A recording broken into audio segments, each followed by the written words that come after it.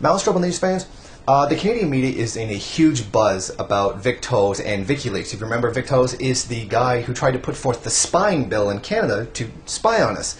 The Conservative member of Parliament was then hit with WikiLeaks, where somebody went on Twitter and started releasing information about him and what he's doing, which has now snowballed into exposing him appointing people to positions that he was in a relationship with. Now, Vic Toews eventually found out, along with the rest of Canada, that the leaking was coming from Parliament building and was being leaked by a Liberal staffer who was only 23.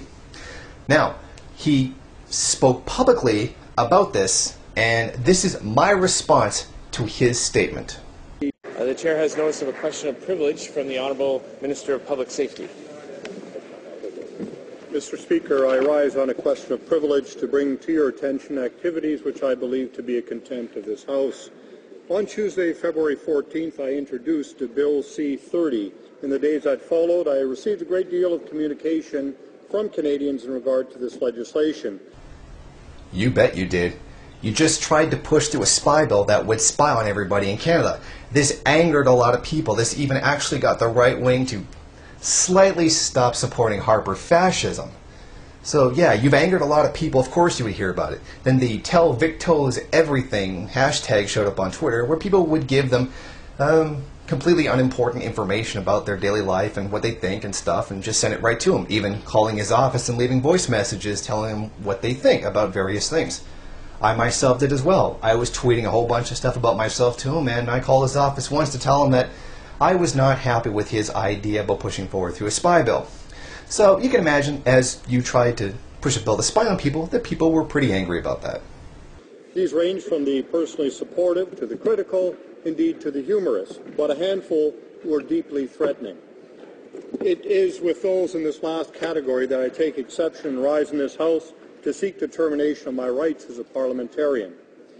First, Mr. Speaker, on Friday, February the 17th, I indicated by letter to your office that news reports revealed that the WikiLeaks 30 account on Twitter had connections to the House of Commons IT system. The fact that House of Commons resources appear to have been used in an attempt to anonymously degrade my reputation and obstruct me from carrying out my duties as a member of Parliament is, I contend, to be a contempt of the House. The person who was leaking the information about Vic Toews did so right from a government office inside Parliament. Doing it right from a government building is stupid, as you don't even need a warrant to check where it's coming from, like what Vic Toews is trying to do to everybody else.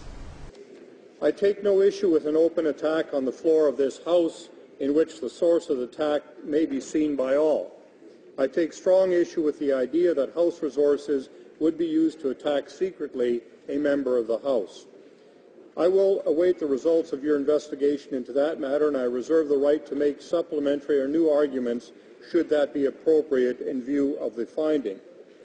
Secondly, videos posted on the Internet on February 18th, on the 22nd and the 25th published various allegations about my private life, but also made specific threats.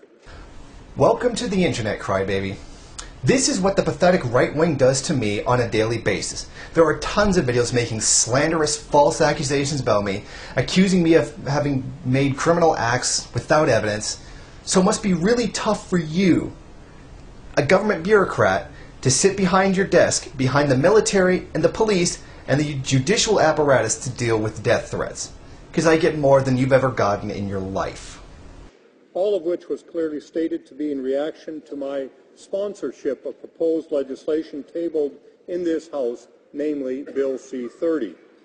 Mr. Speaker, I will continue to do my duty and carry out my responsibilities in respect of this piece of legislation, including seeing a motion moved to refer the bill to committee where it can be discussed and debated in an open forum. Nevertheless, the actions and threatened actions contained in these videos constitute an attempt by the creators of the videos to intimidate me with respect to proceedings in Parliament. The fact that these videos contain threats and have attempted to intimidate me in my role as Member of Parliament for Provencher is, I contend, a contempt of the House. Thirdly, I would like to address the fact that there is a campaign to inundate my office with calls, emails, and faxes. This campaign is hindering my staff from serving the people of Provencher, and I contend is a contempt of the House. Yes, the Tell Vic Toews Everything campaign. I participated in that. Canadians volunteered information to Vic Toews because he wanted to spy on us. So we offered the information for free by sending messages to his Twitter account and calling his office. Now, I too left him a message on his answering machine. More than one. In fact, the second one, I told him what I had for dinner that night. Saying that that's harassment is a joke. Individuals who have real and legitimate needs have been unable to contact their Member of Parliament in a timely fashion. Mr. Speaker, as you know, speakers have consistently upheld the right of members to serve constituents free from intimidation, obstruction, and interference. Speaker Lamoureux stated in a 1973 ruling that he had no hesitation in reaffirming the principle that parliamentary privilege includes the right of a member to discharge his responsibilities as a member of the House free from threats or attempts at intimidation. My response to your complaint would be the Canadian Charter of Rights and Freedoms, Article 7. Everyone has the right to life, liberty, and security of the person, and the right not to be deprived thereof except in accordance with the principles of fundamental justice. Stop trying to spy on people. Mr. Speaker, it is important that we engage in debate in this House. Sometimes that debate may be vigorous, including heated rhetoric. I have served as an elected official since 1995, and in that time I've been called many things. Spying asshole. And while occasionally distasteful, I have accepted it as part of my job. However, the online attacks launched on both myself and my family have crossed the line. Mr. Speaker, attacks on the personal life of a Member of Parliament, while not appropriate, can be judged by the public where there is public accountability. Mr. Speaker, this should concern all parliamentarians. Members of Parliament must have the freedom and ability to effectively represent our constituents in the House. I understand that the Honourable Government House Leader or the Deputy House Leader will be making further, more detailed submissions in support of this question of privilege.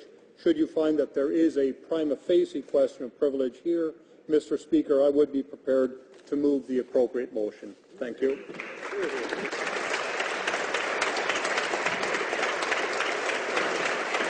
It seems to me what you're suffering from is the wrath of the Canadian public for trying to spy on them.